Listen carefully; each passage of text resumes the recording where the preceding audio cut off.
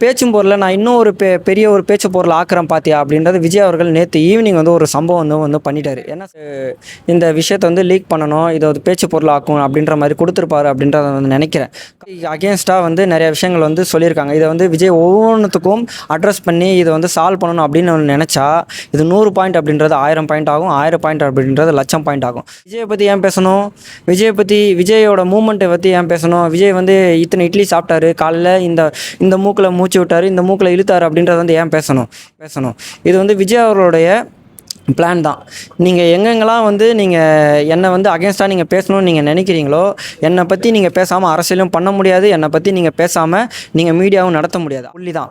நீங்கள் வந்து என்னை பற்றி நீங்கள் படம் போட மாட்டிங்களா, என்னோட படத்தை வந்து டெலிகாஸ்ட் பண்ண மாட்டிங்களா, என்னோடய பாட்டை வந்து டெலிகாஸ்ட் பண்ண மாட்டீங்களா. ஆனால் நீங்கள் நியூஸ் சேனல் வச்சுருக்கீங்க பார்த்தீங்களா, காலையில் எந்திரிச்சதுலேருந்து நைட்டு தூங்குற வரைக்கும், நைட்டு விடிய என்னை பற்றி பேசாமல் நீங்கள் நியூஸ் சேனல்லே நீங்கள் போடவே முடியாது, டெலிகாஸ்டும் பண்ண முடியாது. நீங்கள் உழைக்கிறத எனக்காக தான், தெரிஞ்சுக்கோங்க அப்படின்ற மாதிரி தான் அவர் வந்து இந்த விஷயத்தை வந்து அவர் சைட்லேருந்து தான் லீக் பண்ணியிருக்காரு அப்படின்றது வந்து என்னோடய சைட்லேருந்து நான் சொல்கிறேன். இது வந்து சான்ஸே கிடையாது, 1% வந்து குறையறதுக்கு வந்து வாய்ப்பே கிடையாது. ஏன்னா இது வந்து எம்ஜிஆர் அவருடைய ஃபார்முலா அப்படின்றத நான் சொல்லுவேன். எம்ஜிஆர் அவருடைய ஃபார்முலா வந்து விஜய் அவர்கள் வந்து பின்பற்றாரு அப்படின்றத நான் சொல்லுவேன்.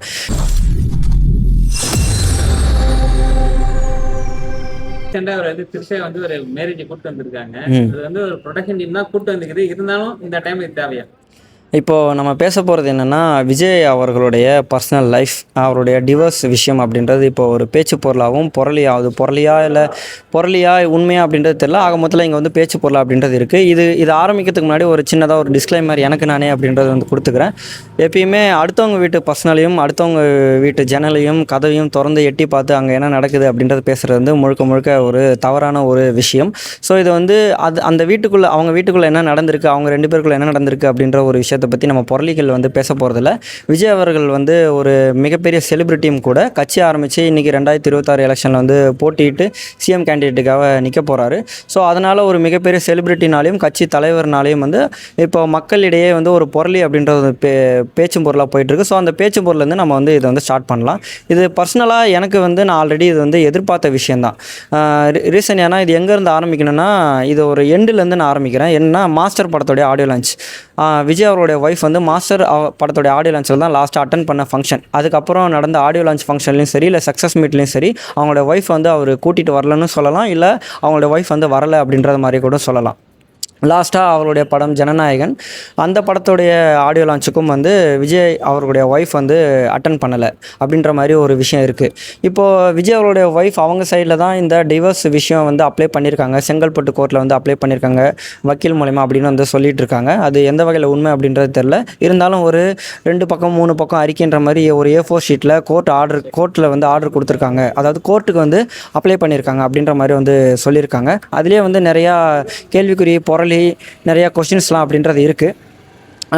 அதில் என்ன கொஷின்ஸ் அப்படின்னா, அந்த A4 ஷீட்டில் வந்து டாப்பில் வந்து விஜய் அவர்களுடைய ஒய்ஃப் சங்கீதா மேடம் அவங்கள வந்து ஃபோட்டோ வந்து ஒட்டியிருக்காங்க. அதுவே வந்து நிறைய பேர் வந்து கேள்வியாக கேட்டுட்ருக்காங்க, ஃபோட்டோ வந்து ஒட்டலாமா இல்லை வந்து பிரிண்ட் அவுட்டராக தான் எடுத்து வரணுமா அப்படின்றது. அதே அந்த பேப்பரில் எண்டில் வந்து பார்த்தோன்னா வேறு ஒருத்தவங்களுடைய சைன் அப்படின்றது வந்து கொடுத்துருக்காங்க. அதுவும் வந்து ஒரு சந்தேகப்படக்கூடிய விஷயமா இருக்குது. அதே பேப்பரில் டாப்பில் பார்த்தோன்னா 2021 போட்ட இடத்துல வந்து 1 அப்படின்ற இடத்துல வந்து 6 அப்படின்றது வந்து வளைச்சி எக்ஸ்ட்ரா வந்து ஆட் பண்ணி ஹேண்ட் ஒர்க்காக வந்து எழுதியிருக்காங்க. அதுவும் வந்து ஒரு சந்தேகப்படக்கூடிய விஷயமா அப்படின்றது வந்து இருக்குது. ஸோ இவ்வளோ சந்தேகப்படக்கூடிய விஷயத்தில் வந்து விஜய் அவர்கள் வந்து ரீசெண்டாக இதுக்கு வந்து முற்றுப்புள்ளி அப்படின்றத வைக்கலை. காரணம் ஏன்னா, இது ஒரு பொருளியாகவே ஆரம்பித்தது. ஏன்னா சன் டிவி சைடில் தான் வந்து இது ஒரு பொருளியாக வந்து ஃபஸ்ட்டு ஒரு பெரிய மீடியாவிலேருந்து ஆரம்பித்தாங்க. அதாவது டிஎம்கே சைட்லேருந்து இந்த ஒரு பேச்சும் பொருளை நான் இன்னும் ஒரு பெரிய ஒரு பேச்சு பொருள் ஆக்குறேன் பார்த்தியா அப்படின்றது விஜய் அவர்கள் நேற்று ஈவினிங் வந்து ஒரு சம்பவம் வந்து பண்ணிட்டார். என்ன சம்பவம்னா, ஏஜிஎஸ் அவங்களுடைய ப்ரொடக்ஷன் அப்படின்றது இங்கே தமிழ்நாட்டு மக்கள் உங்கள் வீடியோ பார்க்குறவங்களுக்கு தெரியும்னு நினைக்கிறேன். ஏஜிஎஸ் ப்ரொடக்ஷன் என்னென்னா, ரீசெண்டாக கோட் படத்தை ப்ரொடக்ஷன் பண்ணாங்க. இதுக்கு முன்னாடி விஜய் அவருடைய படம் பிகில் படத்தை வந்து ப்ரொடக்ஷன் பண்ணாங்க. தனியோன் படத்தை வந்து ப்ரொடக்ஷன் பண்ணாங்க. அவங்க வீட்டில் வந்து ஒரு மேரேஜ் ஃபங்க்ஷன் அப்படின்றது ஒன்று நடந்திருக்கு. அந்த மேரேஜ் ஃபங்க்ஷனுக்கு விஜய் அவர்களும் திரிஷா அவர்களும் வந்து அட்டன் பண்ணியிருக்காங்க. ஒரே ட்ரெஸ் கோடு அப்படின்றது. அது மட்டும் இல்லாமல் ஒரே காரில் வந்து இறங்கிட்டு மறுபடியும் அதே காரில் வந்து திரும்பி போயிருக்காங்க அப்படின்றது இது நேற்று ஈவினிங்லேருந்து ஒரு பேச்சும் பொருளாகவும் ஒரு கான்ட்ரவர்சியாகவும் அப்படின்றது இருக்குது. இது என்னோட பர்சனல் தாட்லேருந்து இது விஜய் தான் வந்து இந்த விஷயத்தை வந்து லீக் பண்ணணும், இதை ஒரு பேச்சு பொருளாக்கும் அப்படின்ற மாதிரி கொடுத்துருப்பாரு அப்படின்றத வந்து நினைக்கிறேன். காரணம் ஏன்னா, இப்போ விஜய் அகேன்ஸ்டாக வந்து நிறைய விஷயங்கள் வந்து சொல்லியிருக்காங்க. இதை வந்து விஜய் ஒவ்வொன்றுத்துக்கும் அட்ரஸ் பண்ணி இதை வந்து சால்வ் பண்ணணும் அப்படின்னு நினச்சா இது 100 பாயிண்ட் அப்படின்றது 1000 பாயிண்ட் ஆகும், 1000 பாயிண்ட் அப்படின்றது 1,00,000 பாயிண்ட் ஆகும். ஸோ இது எங்கே நீ ஒரு பொருள் எடுத்துகிட்டு வந்து என்னை அடிக்கணும்னு நினைக்கிறியா, உன் பொருள் எடுத்து உன்னை நான் திருப்பி அடிக்கிறேன். இப்போது ஒரு உதாரணத்துக்கு சன் டிவி சைட்லேருந்து தான், அந்த ஆஃபீஸ்லேருந்து தான் இதை வந்து வெளியிட்டிருக்காங்க. டிவோர்ஸ் விஷயமும் சரி, இல்லை நேற்று ஈவினிங் வந்து திரிஷா அவர்களும் விஜய் அவர்களும் அட்டன் பண்ண விஷயமும் சரி. இப்போ சன் டிவி ஆஃபீஸ் வந்து ஒரு 5 ஃப்ளோர் இல்லை 10 ஃப்ளோர் இருக்குன்னு வச்சுப்போம். அந்த ஃப்ளோரில் வந்து ஒரு 500 பேரோ 1000 பேரோ வேலை பார்க்குறாங்க அப்படின்றத வச்சுப்போம். இப்போ என்னென்னா அந்த சன் டிவிக்காக உழைக்கிறவங்க விஜயை பற்றி ஏன் பேசணும், விஜயோட மூமெண்ட்டை பற்றி ஏன் பேசணும், விஜய் வந்து இத்தனை இட்லி சாப்பிட்டாரு காலையில், இந்த மூக்கில் மூச்சு விட்டார், இந்த மூக்கில் இழுத்தார் அப்படின்றத வந்து ஏன் பேசணும். இது வந்து விஜய் அவர்களுடைய பிளான் தான். நீங்கள் எங்கெங்கெல்லாம் வந்து நீங்கள் என்னை வந்து அகேன்ஸ்டாக நீங்கள் பேசணும்னு நீங்கள் நினைக்கிறீங்களோ, என்னை பற்றி நீங்கள் பேசாமல் அரசியலும் பண்ண முடியாது, என்னை பற்றி நீங்கள் பேசாமல் நீங்கள் மீடியாவும் நடத்த முடியாது. அதுக்கு மிகப்பெரிய உதாரணம் ரீசெண்டாக சில மாதத்துலேருந்து ஆரம்பித்தாங்க. சன் டிவி நெட்வொர்க் சைட்லேருந்து, அதாவது தமிழ் சேனலில் மட்டும் இருந்து விஜய் அவர்களுடைய படங்களும் பாட்டுகளும் வந்து ஒளிபரப்பு பண்ண மாட்டாங்க அப்படின்னு. ஆனால் சன் நியூஸ் சேனலில் மட்டும் விஜயை பற்றி ஒளிபரப்பு பண்ணிகிட்டே இருக்காங்க. இது ஏன்? சன் டிவி முக்கியமாக சன் டிவி குடும்பங்கள் வந்து விஜயை பற்றி சொல்லக்கூடாது அப்படின்னா சன் நியூஸ்லேயும் வந்து விஜயை பற்றி பேசாமலே இருந்திருக்கணும். நியாயப்படி பார்த்தா பாலிடிக்ஸ்னு ஒன்று வரும்போது, இந்த மாதிரி எதிர்த்து பாலிடிக்ஸ்னு வரும்போது அதை பற்றி பேசாமல் இருந்து நிப்பாட்டிருக்கணும்.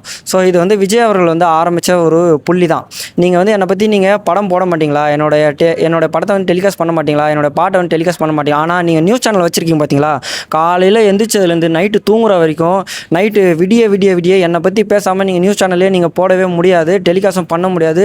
நீங்கள் உழைக்கிறது எனக்காக தான், தெரிஞ்சுக்கோங்க அப்படின்ற மாதிரி தான் அவர் வந்து இந்த விஷயத்தை வந்து அவர் சைட்லேருந்து தான் லீக் பண்ணியிருக்காரு அப்படின்றது வந்து என்னோடைய சைட்லேருந்து நான் சொல்கிறேன். திரிஷா கூட வந்திருக்காங்க. அப்படி வந்ததுனால அவருக்கு வந்து ஓட் பேங்க் குறைக்கிறதுக்கு வாய்ப்பு இருக்கு. இது வந்து சான்ஸே கிடையாது. 1% வந்து குறையறதுக்கு வந்து வாய்ப்பே கிடையாது. ஏன்னா இது வந்து எம்ஜிஆர் அவருடைய ஃபார்முலா அப்படின்றத நான் சொல்லுவேன். எம்ஜிஆர் அவருடைய ஃபார்முலா வந்து விஜய் அவர்கள் வந்து பின்பற்றாரு அப்படின்றத நான் சொல்லுவேன். ஏன்னா எம்ஜிஆர் அவர்கள் வந்து ஆரம்பத்தில் அரசியலுக்கு வரும்போது அவருடைய ஒய்ஃபு, அதுக்கப்புறம் அடிஷ்னலாக யாரும் தவறுதான் நினைக்க வேணாம், இது புரளியாக பேசினா தான் ஜெயலலிதா அவர்களோட மேலே வந்து அம்மையார் ஜெயலலிதா அவங்க மேலே வந்து அஃபேர் இருக்குது அப்படின்ற மாதிரி அந்த காலத்தில் அவருடைய அரசியல் ஆரம்ப காலங்கள் 70s ஆரம்ப காலத்தில் வந்து இந்த மாதிரி வந்து பேச்சும் பொருளாக இருந்துச்சு. ஆனால் அதே நேரத்தில் கூட அவர் அஃபிஷியலாக நான் டிவோர்ஸ் பண்ணியிருக்கேன், டிவோர்ஸ் வந்து வாங்கியிருக்கேன் அப்படின்றது அவங்க சைடில் வந்து சொல்லலை. அதே மாதிரி அஃபிஷியலாக நான் வந்து அம்மையார் ஜெயலலிதா அவங்க கூட வந்து நான் உறவில் இருந்திருக்கேன் அப்படின்ற மாதிரி எதுவும் சொல்லலை. இது வந்து ஒரு பேச்சும் பொருளுக்காக வந்து அந்த நேரத்தில் ஒரு வந்து வெளியில் விட்டது, ஒரு பொருளிக்காக. ஆனால் அதே பொருளையே தவிர்த்து எரிந்துட்டு வந்து அந்த செவத்தெல்லாம் உடச்சிட்டு எம்ஜிஆர் அவர்கள் வந்து ஆட்சிக்கு வந்தார். ஆட்சிக்கு வந்து உயிரோடு இருக்கிற வரைக்குமே அவர் வந்து வீழ்த்தவும் முடியலை, டிஎம்கே வந்து ஆட்சிக்கு வந்து அமர்த்தவும் முடியலை. ஸோ அந்த ஃபார்முலாவை தான் வந்து விஜய் அவர்கள் வந்து எடுத்திருக்காங்க. ஃப்யூச்சரில் திரிஷா அவங்களும் வந்து டிவிகேல ஜாயின் பண்ணலாம். ஸோ இது வந்து என்னோட பர்சனலான ஒப்பீனியன். ஏன் ஜாயின் பண்ணுறது வந்து தப்பு அப்படின்றத நான் சொல்ல மாட்டேன். அம்மையார் ஜெயலலிதா அவர்களுக்கு வந்து இங்கே அம்மையார் ஜெயலலிதா அவங்களுக்கு அடுத்து ஒரு பெண்மணி இங்கே தமிழ்நாட்டை வந்து ஒரு முன்னிலை எடுத்து நடத்துறது, இல்லை ஒரு டெபுட்டி சிஎம், இல்லை ஒரு கட்சியில் ஒரு முக்கியமான பதவி அப்படின்றது வந்து டிஎம்கே சைடில் வந்து கொடுக்கவே இல்லை. ஏன்னா அவங்க குடும்பமே வந்து அரசியல் அப்படின்றது இருக்குது. கனிமொழியை கூட வந்து அவங்க டெபுட்டி சிஎம்மாக வந்து ஆக்கியிருக்கலாம், அவங்களுடைய வாரிசு தான் அவங்களும். ஆனால் ஒரு பெண்ணியம்லாம் பேசிட்டு ஒரு பெண்ணுக்கே வந்து ஒரு முக்கியத்துவம் கொடுத்து ஒரு டெபுட்டி சிஎம் அப்படின்றது கூட வந்து கனிமொழிக்கு அப்படின்றத வந்து ஒரு அந்தஸ்து கொடுக்கல அப்படின்னா அவங்களுடைய ஆப்போசிட் பார்ட்டிஸ் அதை வந்து நான் கொடுப்பேன், என் கட்சியில் இருக்கவங்களுக்கும் என் கட்சியை சார்ந்தவங்களுக்கும் இந்த கட்சியை வந்து வழி நடத்துறவங்களுக்கும் அறிவுபூர்வமாக எடுத்துகிட்டு போகிறவங்க மக்கள் நல்லா இருக்கும்னு நினைக்கிறவங்களும் யாராக இருந்தாலும் நான் ஒரு பெண்மணிக்கு ஃப்யூச்சரில் வந்து நிறையா முக்கியமான பதவிகளும் இல்லை டெபுட்டி சிஎம் பதவிகளும் கொடுக்கறதுக்கு வாய்ப்புகளும் இருக்கலாம். இது என்னுடைய வந்து தாட். இப்போ வந்து டிஎம்கே நிறைய கூட்டணி அதிகமாக இருக்குது, 20+ கூட்டணி இருக்காங்க. ஏடிஎம்கே ஓரளவு கூட்டணி இருக்காங்க, டிவிகே இருக்காங்க. இப்போ எந்த டீம் பலமாக இருக்குன்னு நினைக்கிறீங்க? 2026 யார் சிஎம் ஆகும்னு நினைக்கிறீங்க?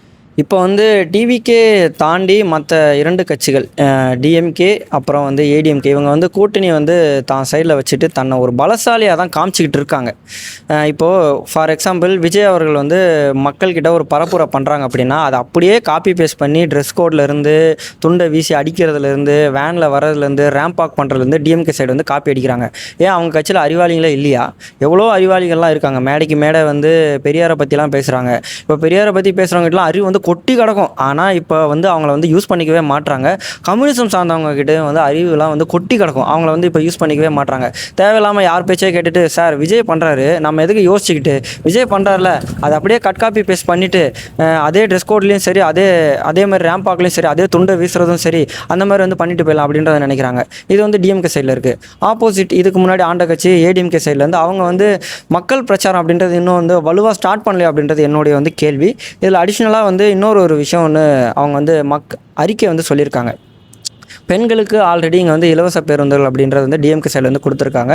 ஏடிஎம்கே சப்போஸ் ஆட்சிக்கு வந்தால், நாங்கள் ஆட்சிக்கு வரும் பட்சத்தில் ஆண்களுக்கும் வந்து இலவச பேருந்துகள் அப்படின்னு சொல்கிறாங்க. இது வந்து ப்ளஸ் மைனஸ் அப்படின்றது வந்து வேறு ஒரு விஷயத்தில் வந்து வச்சுப்போம். ஆனால் என்னோடய பாயிண்ட் ஆஃப் வியூ வந்து நான் வந்து சொல்கிறேன். கொஞ்சம் மாதத்துக்கு முன்னாடி இல்லை சில வருஷத்துக்கு முன்னாடி ரேப்பிடோ ஸ்கூட்டர் ஓட்டுறவங்க, அதாவது ஸ்கூட்டர் மூலிமா ட்ராப் பண்ணுறவங்க பிஸ்னஸ் அப்படின்றது ஒன்று இங்கே இருக்குது தமிழ்நாட்டில். அப்புறம் ஆட்டோ சங்கம், அவங்க 2 பேருக்கும் வந்து நிறையா சண்டைகள்லாம் வந்துச்சு. தேவையில்லாமல் குடும்ப பிரச்சனைகள் அப்படின்ற அளவுக்கு சண்டைலாம் வந்து பேச்சும் பொருளாக இருந்துச்சு. இது அப்படியே ஆண்களுக்கும் பெண்களுக்கும் இலவச பேருந்துகள் கொடுத்தால், நடைமுறைக்கு வந்தால், இதை அப்படியே கனெக்ட் பண்ணி பாருங்கள் என்ன ஆகும், ஃப்யூச்சரில் வந்து தமிழ்நாடு என்ன ஆகும் அப்படின்றத வந்து பாருங்கள். ஆட்டோ ஓட்டுறவங்க யாருன்னா டெய்லி கூலி ஓட்டுறவங்க, அவங்களுக்கு இதை விட்டால் வேறு தொழில் அப்படின்றது இருக்காது. ரேப்பிடோ ஓட்டுறவங்களும் வந்து அவங்க பரம்பரை பணக்காரங்க அப்படின்றது கிடையாது. யங்ஸ்டர்ஸ் தான் நிறைய பேர் வந்து ரேப்பிடோ ஓட்டுறாங்க. படிச்சுக்கிட்டு சில பேர் வந்து குடும்பத்தில் சில பேர் கஷ்டம் இருக்கும், பார்ட் டைமாக வந்து வண்டி ஓட்டிகிட்டு இருக்காங்க. இதில் 2 பேருக்குமே வந்து அடிப்படும். பெண்களுக்கு மட்டும் வந்து இலவசம் கொடுக்குறது வந்து கொஞ்சம் வந்து வரவேற்கத்தக்கலாம். காரணம் ஏன்னா அவங்க வெறும் டவுன் பஸ்ஸில் மட்டும் தான் வந்து இலவசங்கள் அப்படின்றது வந்து அறிவிக்கிறாங்க. ஏன்னா இங்கே ஆண்களை கம்பேர் பண்ணும்போது பெண்களுக்கு தான் இங்கே வந்து பாதிப்புகள், ஒடுக்குமுறை அப்படின்றது வந்து பெண்களுக்கு தான் வந்து அதிகமாக இருக்குது. அப்படின்னு எல்லா பெண்களும் வந்து அந்த பஸ்ஸில் வந்து போகிறதில்ல. ப்ரைவேட் பஸ்ஸும் வந்து ஓடிட்டு தான் இருக்குது. ப்ரைவேட் பஸ்லேயே வந்து பெண்கள் அப்படின்றதான் போயிட்டுருக்காங்க.